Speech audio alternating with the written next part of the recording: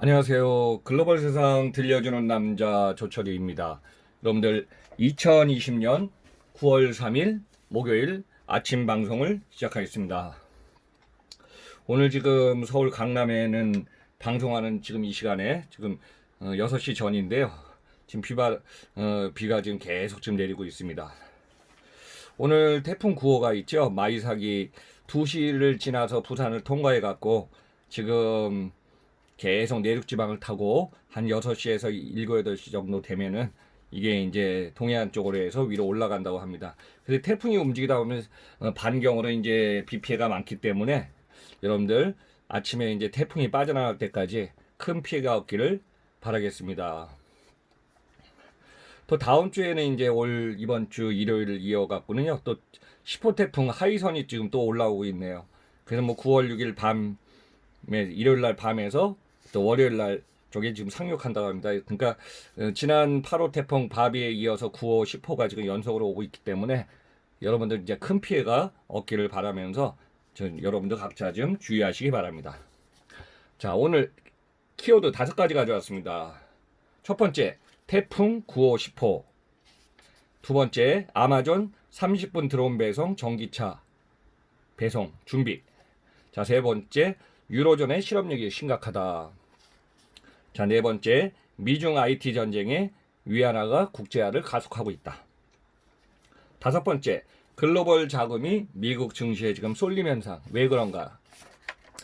자, 우선 첫 번째 사항을 좀 설명드리겠습니다. 자, 태풍 9호가 이제 오늘 잘 마무리하면 이제 지금 지나가서 걱정한 것보다는 좀 적어질 피해가 적을 걸로 좀 기대하고 있는데요. 또 일주일 사이에 또 이제 며칠 있다 보면은 10호 태풍이 또 지금 올라오고 있습니다. 저도 이제 이전에는 저도 일본에 있으면서도 많이 이제 생활할 때 보면은 주로 태풍이 1년에 한 20개 정도 오거든요. 그러면 이제 반드시 오키나와를 강타해갖고 평균 한 10개에서 15개는 일본 주변을 강타하고 지나가는데 우리나라는 많아야 한 3개에서 5개 정도를 상륙했죠.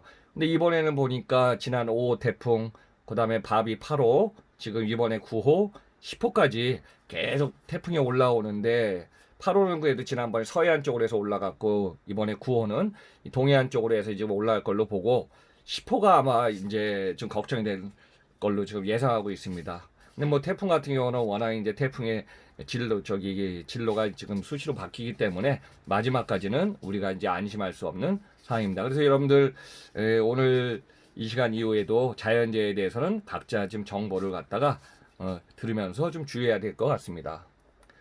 자, 제가 보니까 이 태풍에 관해서는 여러 정보가 있는데 저도 글로벌 30년 경험하면서 지금 태풍도 많이 경험해 봤거든요. 그래서 여기서 한번 포인트 한번 정리하겠습니다.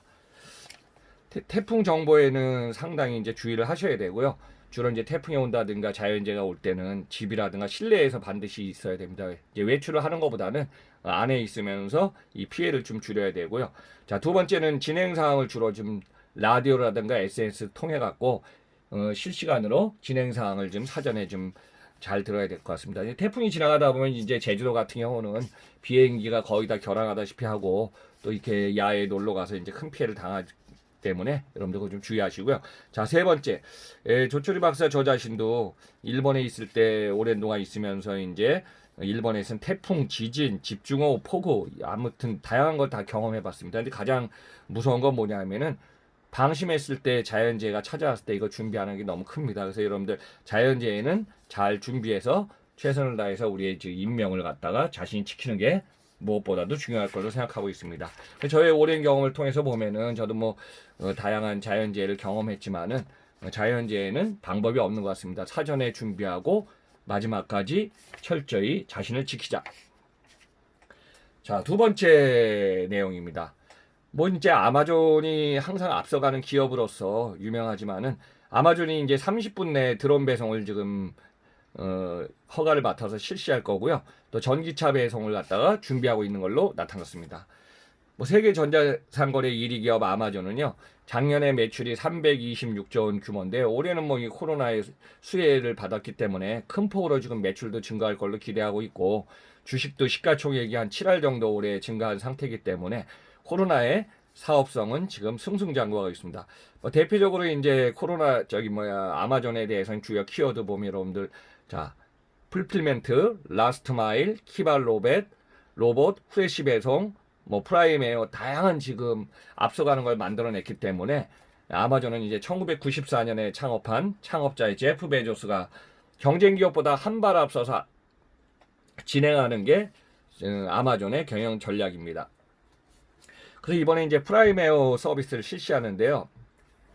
과거에 이제 드론이기 때문에 중량을 할 수 없지만은 2.3kg 이하 배송 실험을 지금 계획 중에 있습니다. 그래서 이제 미국 내에서는 드론 배송을 인허가 맞고 지금 시행한 기업이 지금 아마존을 포함해서 세 군데가 있습니다. 첫 번째 알파벳 구글입니다. 또 두 번째는 UPS입니다. 그래서 이제 이번에 드론 배송 승인을 갖다가 미국의 연방 항공청에 운항 허가를 받은 상태이기 때문에 이 드론 배송은 상공에서 비행해서 국가별 지역별로 이제 승인을 받아야 진행하는데요. 이게 쉬운 건 아니지만은 일단 미국 내에선 세 번째 기업으로 지금 승인을 받았습니다.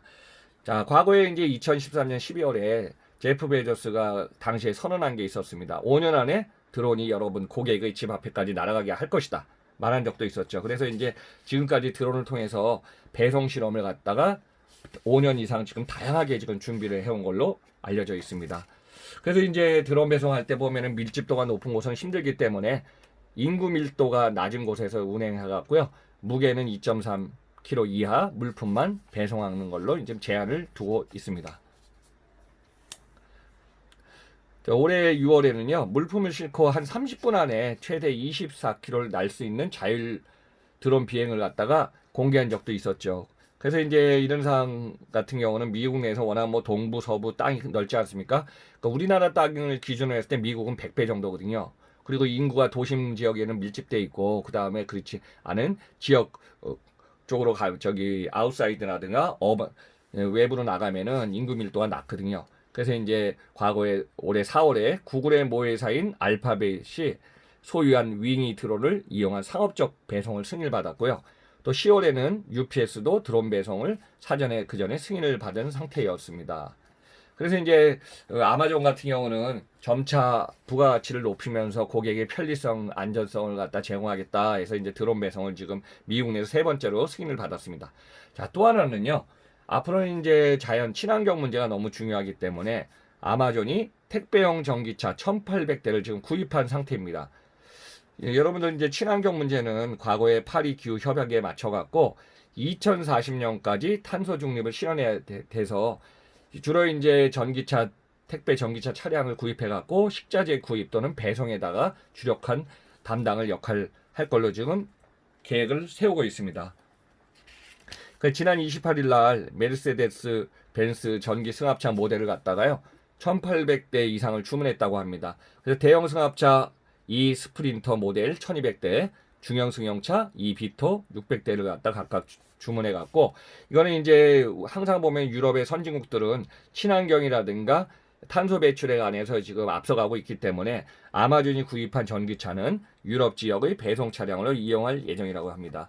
항상 보면은 유럽은 이제 서로 상호 간에 친환경이라든가 여러 가지가 이제 앞서가기 때문에 이 상황을 해서 아마존 기업도 2040년까지 탄소 배출량 제로를 낮추는 기후 협약 캠페인을 추진하고 있습니다. 지난 6월에 보니까요, 친환경 기술 개발 업체에 자금을 지원해갖고 20억 달러의 벤처 캐피탈 펀드를 조성했고요. 또 전기화물차 스타트업인 리비안과 전기 승합차 10만 대를 구매 계약을 체결한 상태에 있습니다. 그래서 지금까지는 아마존이 지금 배송하고 있는 차량들은 주문 차량이나 배송할 때는 주로 내연기관 차량과 수송기를 이용해서 좀 해왔는데 향후에는 친환경 차량을 도입해서 친환경에 가까운 기업으로서 탄소 배출을 줄이려고 하는 진행에 있습니다. 자, 여기서 중요한 포인트 한번 정리해봤습니다. 전기차, 수소차, 연료전지차의 수요가 지금 매년 급증하고 있습니다. 그래서 여러분들 참고로 테슬라의 주가 같은 경우도 올해 500% 상승하지 않았습니까? 그래서 또 하나는 뭐냐면은 북극과 남극이 해빙돼 갖고요. 제가 알기로는 그래요. 북극곰이 있고 남극은 이제 펭귄이 있지만은 이 해빙돼서 이상 기온이 발생하다 보니까 수면이 상승했습니다. 그리고 여기에 관련해 갖고 여러 가지 자연재해나 폭우, 이제 이상 기류가 지금 급증하고 있기 때문에 앞으로 이제 환경을 중시한 기업들의 활동이 앞으로 기본적으로 중시되어야 된 상황이 있기 때문에 아마존은 여기에 선도적인 기업으로서 준비를 계속 해나가고 있는 걸로 알고 있습니다. 자, 세 번째입니다. 유로존의 실업률이 지금 심각한 상태인데요. 최근 들어 코로나가 다시 또 재확산되고 있네요. 우리나라도 지금 저 진정시키기 위해서 일주일간 지금 노력하고 있고, 유럽 같은 경우도 좀 잠잠해지나 보니까 다시 제가 이제 전 시간에 설명했지만은 프랑스가 뭐 하루에 7천만 명이 지금 급증해 갖고 유럽 전역도 지금 국가별로 코로나의 확산 속도가 지금 또 늘어나고 있습니다. 그래서 이제 독일이나 프랑스 등 12개국이 디플레이션 상황이 발생해 갖고 유로존에 있는 국가 중에 이제 실업률이 점점 악화되어 있는 상태에 놓여 있습니다. 그래서 이제 유로존의 실업률이 어느 정도인가 데이터가 있어서 한번 갖고 왔습니다. 올해 코로나가 시작된 2월, 3월에는요, 7.2, 7.3%에서 5월에는 7.5, 7월에는 7.9%로 지금 계속 증가하다 보니까 유럽 내 유로존에 있는 국가들의 고용 시장이 지금 위축되고 있습니다. 그래서 이제 유럽연합에 있는 통계기구인 유로스탠트가 발표한 이 실업률 7.9%에는 또 실직자가 한 34만 4천 명으로 지금 추정하고 있습니다. 2분기에 유로 내 국내 총생산이요, 전년 동기 지금 12.1% 감소하고 있어서 올해는 지금 2월 달에 시작된 이탈리아, 스페인, 영국, 프랑스, 독일, 인구가 많은 국가와 1,000만 명이 안 되는 벨기에, 스위스, 오스트리아 관련해 갖고 이제 주변 국가들까지 다 확산되다 보니까 유럽의 국가 간의 어떤 교류라든가 경제 활성화, 비즈니스 이 부분은 지금 계속 활발하게 지금 재개가 잘 안 되는 상태입니다. 그래서 유로존 전체가 지금 4년 만에요, 디플레이션, 경기가 침체하면서 물가가 하락하는 이 상황이 지금 계속 지금 진행 중에 있습니다. 그러다 보니까 물가가 계속 하락되면 또 이게 안 되기 때문에 결국엔 경기 부양책을 확대해서 지금 압력을 높아지게 될 걸 염려해 갖고 올해 유로의 지금 주요국의 경제 성장률은 평균 그래도 인구가 많은 나라들은 한 마이너스 10% 정도라고 합니다. 그래서 이제 유로 전체 포인트 한번 정리하면요, 유로존에 있는 국가 간의 코로나 확산은 진정됐다 멈췄다 진정됐다 멈췄다 하기 때문에 이 상태가 지금 올 연말까지 4분기에도 이어질 걸로 보이고요. 또 관광이라든가 비즈니스 제한적으로 지금 완화되든가 다시 봉쇄될 갖고 이 상황이 올해 연말까지 제가 볼 때는 어려운 상황이 계속될 걸로 보이고 있습니다. 자, 네 번째입니다. 미중의 IT 전쟁의 위안화가 국제화에 가속되고 있습니다. 여러분들 미국하고 중국 무역 전쟁은 한 2, 3년 지금 계속 진행되고 있죠. 트럼프가 대통령이 되고 나서부터 계속 지금 중국을 지금 압박하고 있는데요. 여기는 이제 평균적으로 미국 입장에서 보면 중국으로부터 수출하는 금액이 있죠. 한 2,500에서 3,000억 달러를 적자를 보고 있거든요. 그 적자폭을 줄이는 것도 하나가 있지만은 중국 기업이 지금 최근에 미국이 과거에는 뭐 미국의 도움으로서 이제 국제무역 하면서 중국이 10년 사이에 엄청 커졌거든요.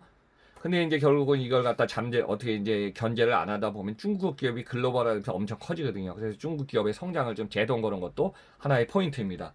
그래서 이제 IT에 유명한 기업이 있죠. 화웨이라든가 SNS에 지금 틱톡 같은 경우도 지금 자꾸 제한 걸고 있고 텐센트 등에도 계속 압박을 좀 가하고 있습니다. 그래서 이제 미국이 중국으로부터의 이런 상황이 있기 때문에 전 세계에는 이제 국가 간에 이제 글로벌에 통용되는 통화가 있습니다. 제가 한번 다시 정리하면요, 달러가 가장 통화량이 많습니다. 달러, 유로, 엔, 본드. 다섯 번째로 이제 위안이 오히려 부상했습니다. 그래서 이제 최근에는 달러가 약세되면서 위안이 강세가 보이기 때문에 이 상황에서 지금 글로벌에 있어서 거래 대금, 제가 한두 달 전에 말씀드렸지만요, 유가를 갖다 거래하는 데서 있어서도 위안으로 지금 거래 대금을 받는 국가들도 지금 기업들도 생겨나고 있습니다. 그래서 국제통화기금 IMF에 따르면요, 세계 외환 보유액의 달러는 한 62%, 최근에 좀 줄어도 62%로 지금 차지하고 있고요. 위안 같은 경우는 2에서 3% 정도로 지금 증가하고 있는 추세입니다. 그래서 그만큼 국제 간에는 달러를 보유하는, 외환 보유하는 국가들이 지금 아직까지도 많은 상태입니다. 자, 마지막입니다. 자, 다섯 번째. 글로벌 자금이 미국 증시에 쏠림 현상이 너무 두드러진다. 자, 전 세계 이제 국가들의요, 주식 시가총액을 한번 다 가져와 보니까 89조 달러를 갖다가 시가총액입니다. 그래서 역대 최고치를 지금 차지하고 있고요. 금융 위기 이후에도 지금 계속 최고 높은 수치입니다. 그래서 세계의 유동성 미국이 거의 미국의 이제 IT 주식에 몰린 상태라고 여러분 이해하시면 되는데요. 테슬라의 주가가 뭐 올해만 해도 500% 상승했고요. 아마존은 70%, 애플은 80% 이상 상승해갖고 애플도 뭐 2년 전에는 1조 달러에서 지금 2조 달러 이상 훨씬 넘었기 때문에 미국의 시가총액에 빅3가 있습니다. 애플, 아마존, 마이크로소프트. 그래서 이제 주가도 상승하지만은 더불어 시가총액이 이 세 개 회사들은 급상승하고 있습니다. 그래서 이제 미국과 중국이 기업이 이제 공격 투자를 진행하고 있어 갖고 중국 같은 경우도 최근에 이제 전 세계에서 유일하게 중국은 이제 안정세로 지금 들어가고 있어서 소비도 좀 회복되고 있고 제조기업 상태도 좀 회복 중에 있습니다. 그래 국내 이제 중국 내에서는 지역별 관광이나 비즈니스 이렇게 교류가 지금 진행 중에 있어 갖고 국가 간의 이동은 제한이지만은 중국 내에서는 좀 어느 정도 회복이 된 걸로 나타나고 있습니다. 그래서 이제 비대면 경제 수혜자를 받은 게 IT 관련 기업이다 보니까 전자상거래 관련 또 배송 기업들은 계속 좀 주가라든가 기업 가치가 승승장구 올라갔습니다. 근데 여기에 비해서 이제 조금 속도를 느린 국가나 기업이 있죠. 유럽이나 일본 등 관광 산업의 의존도가 높은 기업이라든가 국가 또는 디지털화에 대응이 늦은 기업 국가들은 계속 침체 상태에 빠져 있습니다. 그래서 전 세계 시가총액이 89조 달러 중에요. 지금 미국은 37조 달러로 10년 전에는 전 세계 30%였는데 지금은 42%의 시가총액을 차지할 정도로 엄청 규모가 커지고 있습니다. 그래서 올해 미국의 이제 주식 상황을 보니까 코로나가 지금 시작할 2월, 3월까지는 주식이 급락하지 않았습니까? 우리나라도 마찬가지로요. 근데 이제 4월부터 상승 국면으로 이제 전환돼 갖고 각 국가가 이제 재정 지출을 확대하면서 자금, 재정 뭐 부양책이든 또 저금리 시대로 가다 보니까 자금이 다 지금 주식시장으로 쏠리고 있습니다. 자, 이런 상태가 지금 계속 되다 보니까 미국 못지않게 지금 중국의 시가총액도 8조 7천억 달러로요. 올 들어서 중국의 지금 주식시장도 30에서 40% 증가한 상태입니다. 그래서 이런 상태가 지금 미국하고 중국 같은 경우는 블랙홀이 된 상태이기 때문에 미국은 기업들이 일단은 주가라든가 시가총액이 올라간 기업들은요 자금 조달이 용이하고요 공격적인 투자가 가능합니다. 그래서 이제 상장 IPO를 쉽게 할 수가 있고 인수합병인 M&A가 활발하게 지금 이루어질 걸로 보고 있습니다. 근데 언제까지 이게 계속될지는 모르지만 제가 볼 때도 올해 4분기 정도에는 한번 급락이라든가 급락 반등이 지금 올라올 걸로 예상하고 있습니다. 자, 여기서 이제 포인트 정리합니다. 전통 산업에 의존한 유럽이라든가 관련 국가, 일본 등등은요, 이 상황에서 고전을 지금 면치 못하고 있어갖고 유럽의 증시는 지금 급하고 있는 상태고요. 또 에너지라든가 자동차, 관광 산업의 비중이 높은 기업이라든가 국가들은 큰 피해를 볼 수밖에 없습니다. 그리고 일본에도 보면 도쿄, 오사카 다소 일부 저기 관련 기업도 지금 침체된 상태입니다. 그래서 이제 글로벌 상황에서 미국의 주가가 예상외로 시가총액도 너무 커졌기 때문에 이 상태로 계속 가면은 제조라든가 실물 경제는 사실 그렇게 호전되지 않았는데 IT라든가 관련된 이쪽이 너무 지금 커지기 때문에 이걸 갖다 언제까지 이게 계속 진행될지는 다 누구나 이제 예측이지만은 나중에 이제 이게 방향성을 잡는 데는 지금 시간이 걸릴 걸로 보고 있습니다. 여러분들 아직까지 이제 태풍이 지나가고 있는 상태이기 때문에 조금 있으면은 태풍이 벗어난다고 하니까요. 여러분들 오늘 하루도 좀 소중한 시간 잘 보내시면서요. 일단 하루하루 건강하면서 즐겁게 시간을 보내시기 바랍니다. 자, 글로벌 세상 들려주는 남자 조철이 매주 화요일부터 금요일까지 아침 방송 진행합니다. 여러분들 오늘도 좀 건강 잘 지키시면서요. 마지막으로 구독과 좋아요 안 누르신 분들은 쿡쿡 좀 부탁드리면서 여러분들 내일 9월 4일 금요일 아침에 뵙겠습니다. 감사드립니다.